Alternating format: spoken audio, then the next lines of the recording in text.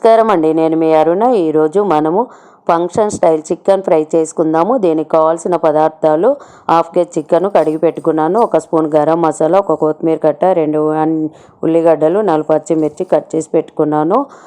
ఇప్పుడు కడిగి పెట్టిన చికెన్లో 1 స్పూను పసుపు, 2 స్పూన్ల కారము, కొంచెం ఎక్కువనే వేసుకున్నాను. ఇప్పుడు 1 స్పూన్ సాల్ట్ వేసుకోవాలి. సాల్ట్ ఎక్కువ కూడా వేయొద్దు, ఎక్కువ వేస్తే ఉప్పు ఎక్కువ అవుతుంది, తినలేకపోతాము. అందుకని 1 స్పూన్ సాల్ట్, 1 స్పూన్ అల్లం వెల్లిగడ్డ పేస్టు అన్నీ వేసుకొని ఇలా ముక్కలకు పట్టేలా మిక్స్ అయ్యేలాగా బాగా కలుపుకోవాలి. కలిపి పెట్టిన చికెన్ ఒక ½ అవర్ పక్కకు పెట్టుకొని స్టవ్ మీద ఒక కుక్కర్ పెట్టుకొని, కుక్కర్ వేడయ్యాక 5-6 టేబుల్ స్పూన్ల ఆయిల్ తీసుకోవాలి. దీనికి ఆయిల్ ఎక్కువనే పడుతుంది, చికెన్ ఫ్రై కదా, అందుకని ఆయిల్ ఎక్కువ తీసుకోవాలి. మీ దగ్గర మందంగా ఉన్న గిన్నెనైనా తీసుకోవచ్చు. ఇప్పుడు ఆయిల్ వేడైంది, జీలకర్ర వేసుకున్నాము.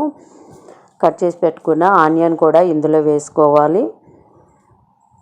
స్టవ్ కొంచెం సిమ్ చేసుకొని సిమ్ మీద ఫ్రై చేస్తూ ఉండాలి, ఎందుకంటే ఆనియన్ కానీ పచ్చిమిర్చి కానీ మాడిపోతుంది. పచ్చిమిర్చి కూడా ఇందులో వేసుకోవాలి, ఇలా ఫ్రై చేయాలి. ఇప్పుడు 1 స్పూన్ అల్లం వెల్లిగడ్డ పేస్ట్ వేసుకొని పచ్చి వాసన పోయేంత వరకు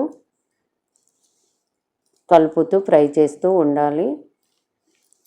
ఇలా గోల్డెన్ కలర్కు వచ్చాక కొంచెం కొత్తిమీర కూడా ఇందులో వేసుకోవాలి. నేనైతే కొంచెం కొత్తిమీర పోపులో కూడా వేస్తాను, మీ ఇష్టం అండి అది. ఇప్పుడు మనము మ్యాగ్నేట్ చేసి పెట్టుకున్న చికెన్ కూడా ఇందులో వేసుకొని ఫ్రై చేసుకోవాలి. ఈ చికెన్ మొత్తం ఇందులో వేసి మంచిగా మిక్స్ అయ్యేలాగా బాగా కలుపుకోవాలి.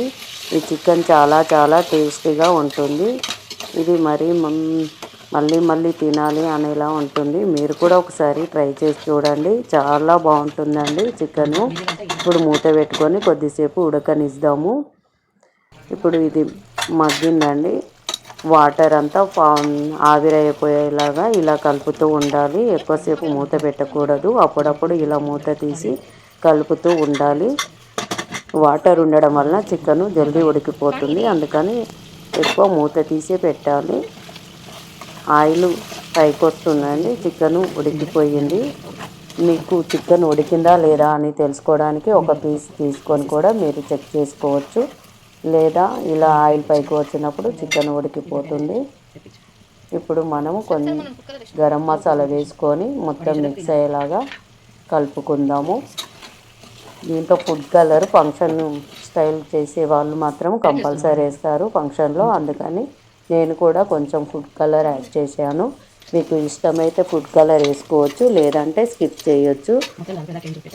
ఇలా వేయడం వలన కలర్ఫుల్గా ఉంటుంది. దీనిపైన కొంచెం కొత్తిమీర వేసుకొని సర్వింగ్ బౌల్లోకి తీసుకోవాలి.